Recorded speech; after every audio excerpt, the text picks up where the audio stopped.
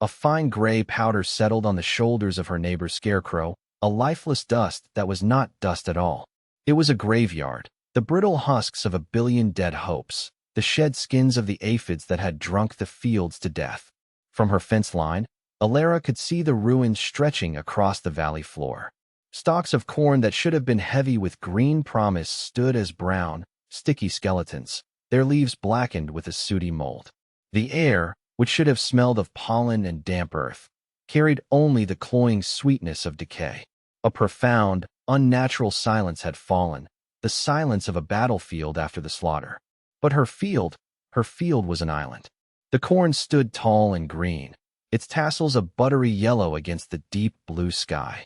Guarding them, rank on rank, were the sunflowers, their broad heads turned to the west like a silent, golden congregation. It had worked. She ran a hand over a thick, hairy stalk, her knuckles rough as bark. The arithmetic of it, the simple, impossible math that had saved her, hummed in her mind like a hymn. One woman alone. It was not supposed to be possible. And in the quiet that followed the devastation, she knew the reckoning was not yet over. It was just beginning. 2 springs earlier, she had arrived with little more than a deed in a tin box and the clothes in her satchel. The land was her only inheritance, a 40-acre parcel her father had won in a card game and never bothered to see. The valley called it the Scour.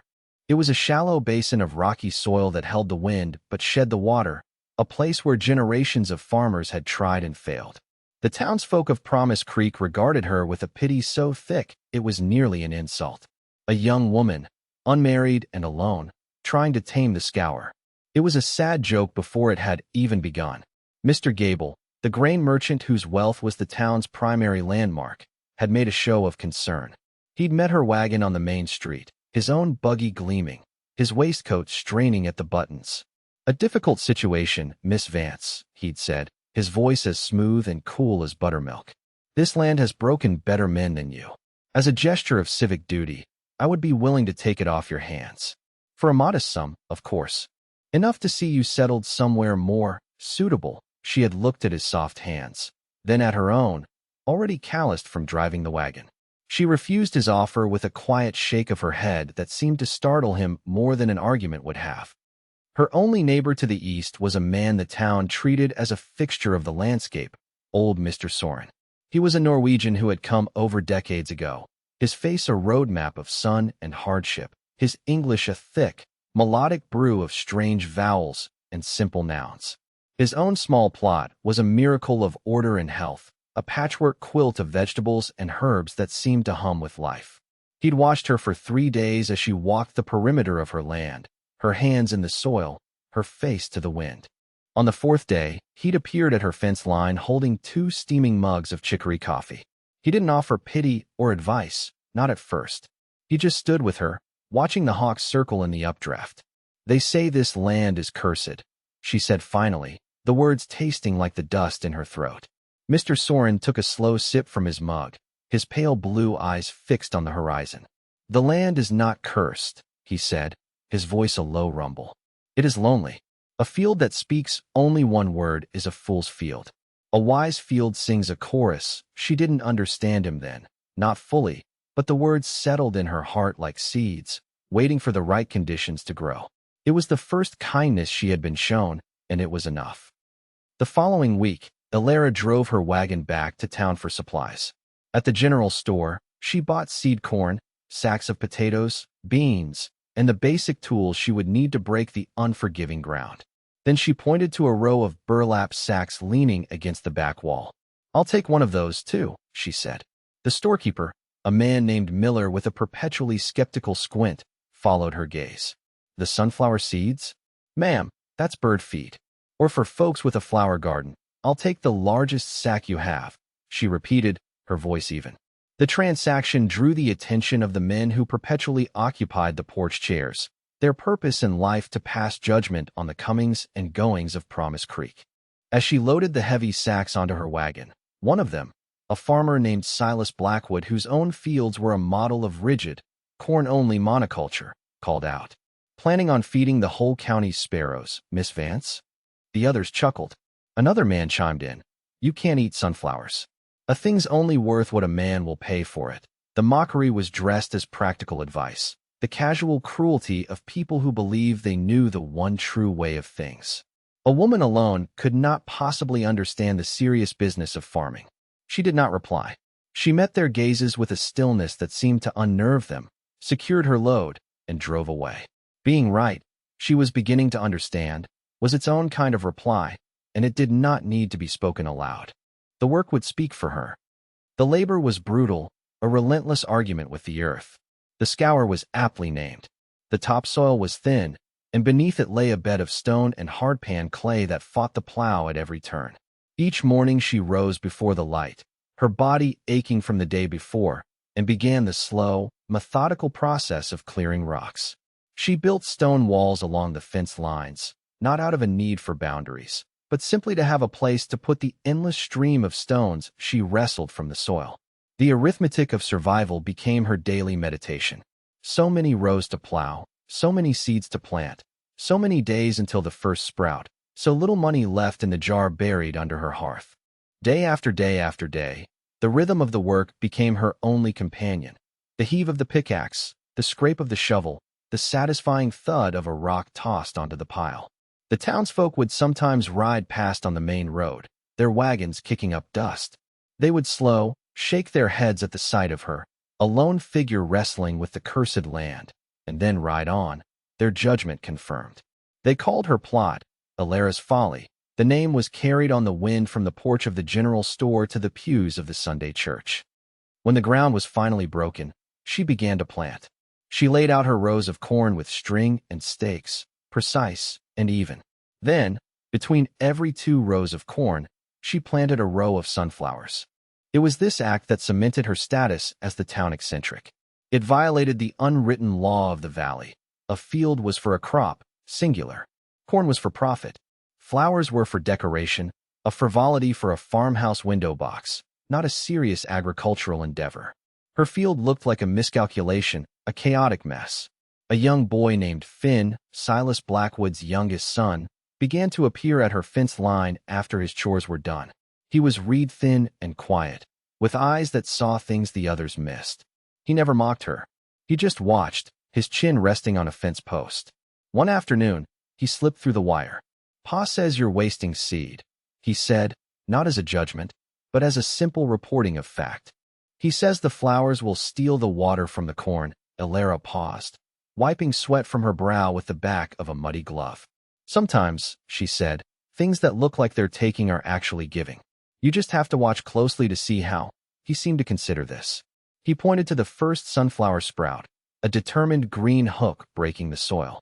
"What's its name?" he asked. Alara smiled. "It doesn't have one. I'll call him General," Finn declared. And from then on, he was her silent partner, helping her pull the smaller rocks and reporting on the progress of General and his burgeoning army. He was her first believer. One sweltering afternoon, Mr. Soren made his way across the dry pasture that separated their properties. He carried a jug of cool water and a freshly baked loaf of dark rye bread. He did not look at her with pity. He looked at her field. He walked the rows slowly, his gnarled hands occasionally touching a leaf, crumbling a bit of soil between his fingers. He stopped and looked up at the first of the young sunflowers, already standing taller than the corn. He nodded, a slow, deliberate motion. "Ja," he murmured. The tall ones watch over the short ones. He broke off a piece of bread and handed it to her. "In my country, the old ones knew. The flowers, they are not lazy. They have work to do. They are the hosts of the house. They invite the good guests and turn away the bad." He pointed to a tiny, iridescent green fly hovering near a leaf. "Lacewing," he said. "Her children have a great hunger for aphids." He then showed her a small, bright red beetle with black spots, which Finn had been collecting in a jar. "Ladybug, a wolf to the aphid." He explained that the broad flower heads would draw in the beneficial insects, creating a balanced and protected ecosystem. He taught her the language of the land she had only just begun to hear, how to read the curl of a leaf, the color of the soil, the direction of the wind. He validated her intuition with his hard-won knowledge, and in his presence, she no longer felt like one woman alone. She felt like a student, a partner in a quiet, ancient conversation with the earth. By late June, Alara's folly had become a spectacle. The corn grew strong and verdant, but it was the sunflowers that captured the eye. They towered over the field, a legion of green stalks and leaves, their heads beginning to swell, heavy with the promise of 1,000 seeds. As the sun arced across the sky, they followed it in a slow, graceful procession, a silent, heliotropic dance. The sight was strange and undeniably beautiful, and it began to unsettle the people of Promise Creek. Beauty that served no profitable purpose was suspicious. Their mockery took on a sharper edge, the kind that is rooted in a secret, uncomfortable confusion. Why was her corn, planted in the worst soil in the valley, as tall and green as their own? Silas Blackwood declared the sunflowers were a weed, a pest that would surely choke out the real crop before harvest. Mr. Gable made another visit, this time without the pretense of civic duty. He reined in his horse at the edge of the field, his gaze sweeping over the scene with a calculating eye. "A pretty picture, Miss Vance," he called out, his voice carrying an oily condescension. "But sentiment doesn't fill a grain silo. The season is young. There's still time for this little experiment to fail. When it does, my offer for the land still stands." He did not see the ladybugs crawling on the leaves or hear the hum of the lacewings. He saw only wasted space, a deviation from the profitable arithmetic he understood. She simply nodded and went back to her hoeing, her silence a wall he could not breach. She was banking her success like a coal under ash, keeping its heat hidden until it was time for the world to see the fire. The world began to see in July. A circuit merchant named Elias Thorne, a man who bought specialty produce for the finer restaurants in the capital city, was passing through the valley when his wagon threw a wheel. While the blacksmith in Promise Creek worked on the repair, Thorne took a walk to stretch his legs, and his path led him past Alara's Folly. He stopped dead in the road. He was a man who understood the art of growing things, the subtle signs of health and vitality. He saw not chaos, but a vibrant, thriving system. The cornstalks were thick, the leaves a deep, waxy green, entirely free of the usual midsummer pests. He saw the ecosystem Mr. Soren had described, the air alive with pollinators and predators, a busy city of insects going about their work. He climbed the fence and walked into the field, his city shoes powdered with dust. Alara watched him from the porch, her hand resting on a hoe handle. He ran a hand over a silk-tasseled ear of corn, then moved to the small patch of sweet corn she grew for her own table. With a practiced twist, he snapped off an ear, shucked it, and bit into the raw kernels. His eyes widened. The taste was crisp, sweet, and clean. He walked up to her cabin, holding the ear of corn like a scepter. "Ma'am," he said, his voice filled with a genuine respect she had not heard from any man save Mr. Soren. "My name is Elias Thorne. Whatever you are doing here, it is alchemy.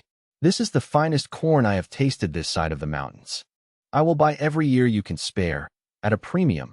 He named a price that made her breath catch. It was more than double what Mr. Gable paid. She sold him 3 bushels, and he promised to return in a month for more. The news of the transaction rippled through Promise Creek, a stone tossed into the placid pond of their certainty. A fluke, they decided. Beginner's luck. It could not last. August arrived like the open door of a furnace, and a hot, dry wind began to blow from the south, day after day after day. It was a thirsty wind that stole the moisture from the ground and rattled the corn leaves until they sounded like paper. And on that wind, they came. The aphids. They arrived not as a troop, but as a tide, a shimmering green wave that descended upon the valley. They were tiny, almost invisible one by one, but in their billions they were a plague, a living blanket that smothered the corn. They were parthenogenic, birthing live young without need for males, their numbers exploding exponentially in the heat. The farmers of Promise Creek watched in horror as their fields, which had looked so uniform and promising, began to fail. The corn leaves grew sticky with the honeydew the aphids excreted, which in turn fostered a black, sooty mold that blocked the sun, starving the plants. The stalks wilted, the ears of corn shriveled, and the vibrant green of the valley began to fade to a sickly, mottled brown. Panic set in. The men tried everything their fathers and grandfathers had taught them. They sprayed the stalks with soapy water, a futile gesture against such numbers. They walked their rows, dusting the plants with fine road dust, hoping to choke the pests. Silas Blackwood, his face a mask of grim despair, stood in his dying field and prayed for a hard rain to wash them away. But the sky remained a pitiless, empty blue. Hunger changes a town. The easy confidence of the men on the general store porch evaporated, replaced by the tight-lipped fear of men watching their year's work, their very survival, being sucked dry by an enemy they could not fight. Alara's field remained an island of impossible green in a sea of brown ruin. The Aphid tide washed up to her fence line and broke. They arrived, but they did not conquer.